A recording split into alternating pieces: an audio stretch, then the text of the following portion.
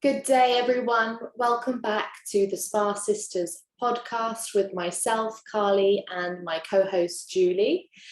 We have an exciting topic for you today, and all thanks to Julie, we have a wonderful guest who she has invited onto our show to talk about her experience in the industry, where she's come from, where she wants to go, which really has inspired us. We love listening to therapist stories. We love listening to concerns, to challenges, to growth.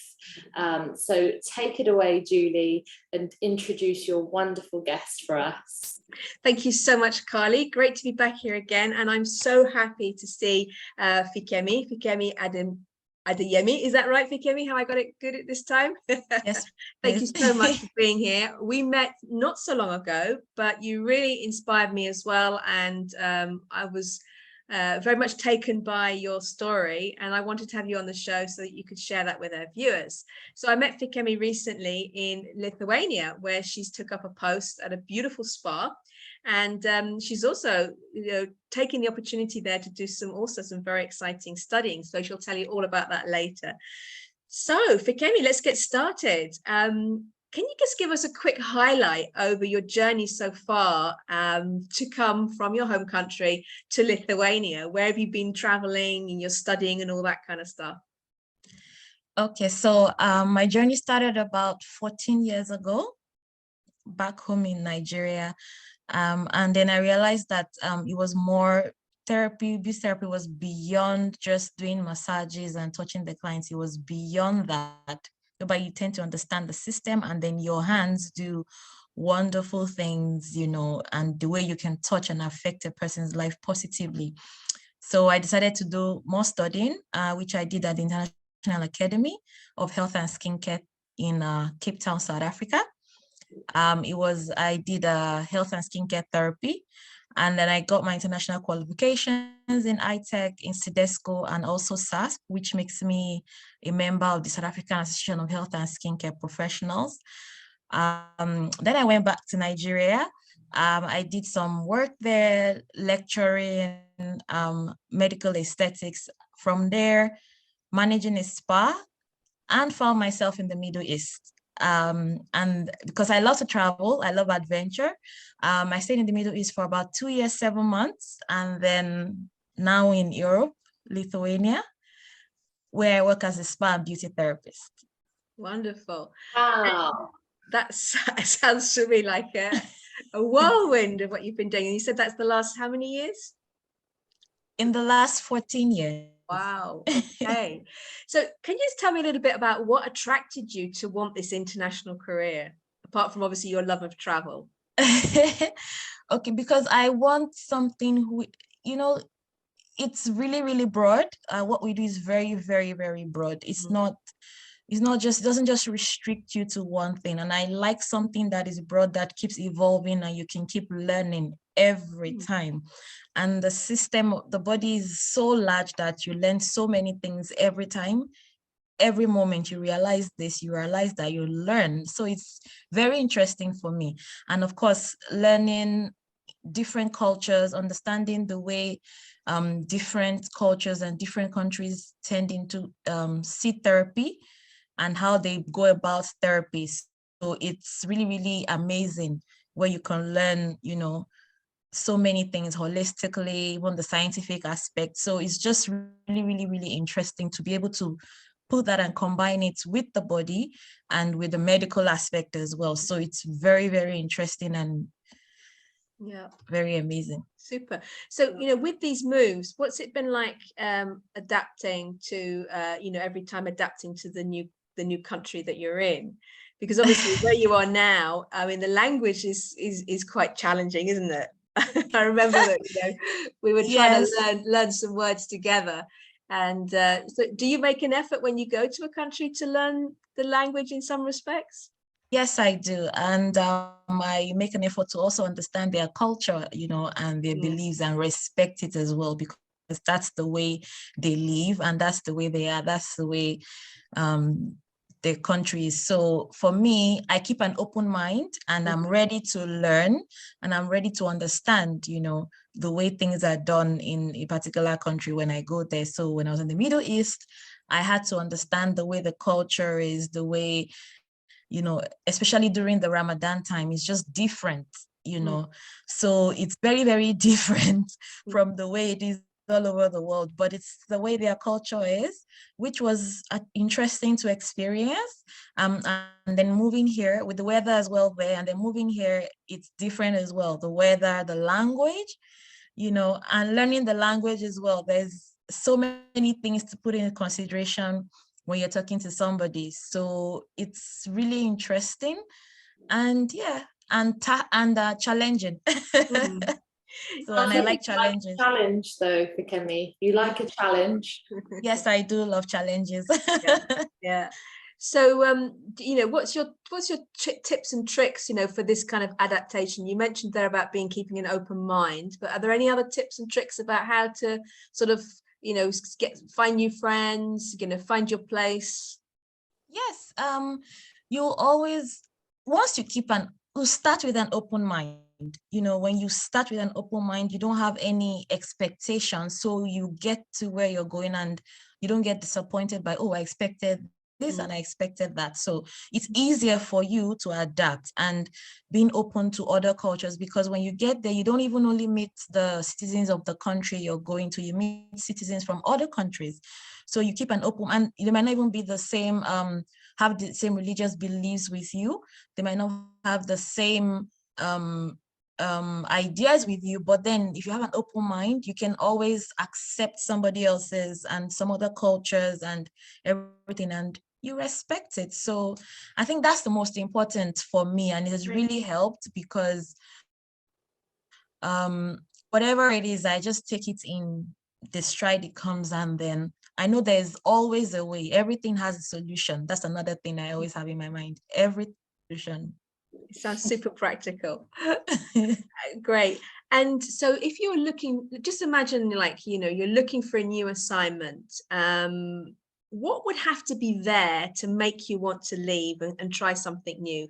What are you looking for when you start to sort of say, oh, now I need another challenge, or I need a new country to discover? What's the criteria? Well, like I said, I love challenges, so it would be something more challenging and different from what I've been doing, maybe as per practice or as per learning, the new trends and the way the industry is evolving. So yes, and that will be, and probably the economic situation of the country. So it's, and the how would I say, maybe like the opportunities that it projects, for the future. So yes, so that would be probably what I would look at to make fantastic. And I know you've got some exciting plans for the future, because you told us today that you could get on because you had to study this morning. So tell us a little bit about this new vision you've got for your career, which sounds fascinating as well as also challenging. Yes. So I decided to study general practice nursing, and it's going to take me another about 3.5 years. So because it's been something for me, even from the inception of my journey in therapy, to delve into aesthetics. So because I've always watched Dr. 90210 from when I was younger. My dad would be like, what are you watching? What is this? And I enjoyed it so much. I watch the surgeons do and even botched, when you watch the botched by nature, botched by, maybe by themselves, they did the surgeries over and over. I just like the fact that you can help people feel better than the way they are, boost their self-esteem and all of that, make them more confident. And then you can also advise them on possible challenges they might have, or you let them know, some people don't understand. Some people don't understand the way it works. They always want to do this and do that. But when you educate people, then they tend to learn and they tend to know better.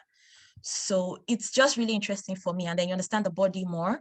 So yes, so that's a challenging journey that I'm taking myself to, but not totally leaving my therapy behind. Therapy will always be a part of me and have a special place in my heart.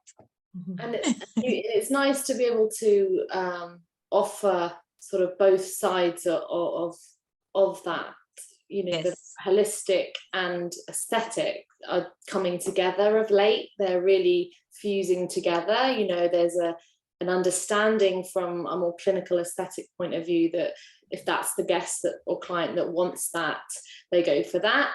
But there's a holistic support system behind it to help them.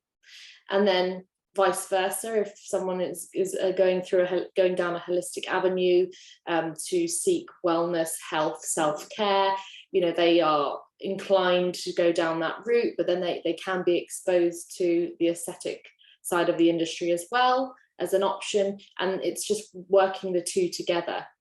Yes, and that's always been my belief. I believe that everything works together. Nothing is an island. Everything works together and gives you the great result. You can't totally exclude the medical aspect from the holistic. So it's merged together.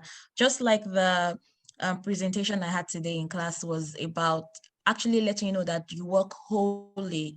You have the internal aspect and the external factors that contribute to everything concerning your health. Even the environment, as simple as that, contributes to even your skin, you know, the way your skin looks, the way you age, everything. So they all work together and they're intertwined, and that's very, very interesting. So yes. Oh, wow. An island. I mean, that's going to stay with me. Can I use that one for Fikemi? We're not an island. No. Yes. So are you able to study actually in Vilnius then in English? Yes, we're doing it in English. Fantastic. At the moment. Yes, I eventually found a school. It was kind of challenging to find one, but eventually I found, and yes, it's been quite intense, but also interesting. Great. Well, I'm super happy for you because I can see you. I know you, and I know that your hands are magic, and I can just see you in this new role being incredible. And so does this vision as well and your journey actually include any management thoughts as well? Maybe we'll see as it goes. Maybe maybe we'll see as it goes. I was going to do maybe if I have the time I can do maybe like a management course and in spa management, maybe CIDESCO or something eventually, but for now I'm on this part, so yeah, maybe that's really interesting, isn't it, how we, you know, as you're speaking, I automatically think you're a very successful person. You know, you've strived for more, you want to learn more, you want to grow all the time. And it's funny how we see that management potentially as like the measure of success, but it's not necessarily, doesn't have to be management that sort of categorizes you as a successful person, because you just growing in your field and learning more and giving more is hugely successful. Yes, it's not until you become I mean, being in the industry for 14 years plus, you think, oh, why is she not a manager yet, you know, or in the management position yet? But honestly, for me, it maybe far back at some point, I would have thought, oh, I should be in this management position. But honestly, it's just, I enjoy what I do. I enjoy how I attend to guests, because honestly, when you're in the management position, you don't really have the one-on-one rapport with the guests as much as when you are actually doing the practical work. And for me, it's very fulfilling that when I can attend to a guest and the guest is happy, even if it's one guest per day, I'm fulfilled. Like yesterday, I just had an episode and then I had to leave the guest in between like twice, and I felt so bad. Though the guest she was okay, she understood, but I didn't feel happy because that happened. So, you know, it's just interesting how this tends to affect you when it doesn't go so well. But when it goes so well, my day is just made like, oh, I'm happy that I could make this guest happy.